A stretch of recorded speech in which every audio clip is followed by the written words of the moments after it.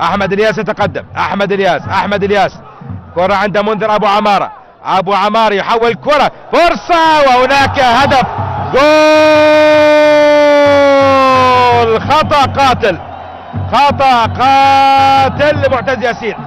هدف الافتتاح لمصلحة فريق الوحدات في حوالي الدقيقة 20. هدف الافتتاح لمصلحة فريق الوحدات في الدقيقة 20 من خطأ نادر للحارس معتز ياسين.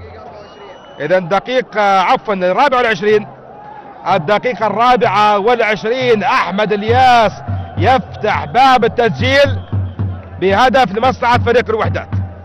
هدف لفريق الوحدات عن طريق احمد الياس. نشاهد مرة ثانية التمريرة على الجهة اليمنى، احمد الياس هذا اللاعب، نعم احمد الياس بعد تمريرة لمنذر ابو عمارة، والخطأ النادر لمعتز ياسين، والوحدات يتقدم على فريق ذات راس بهدف مقابل شيء.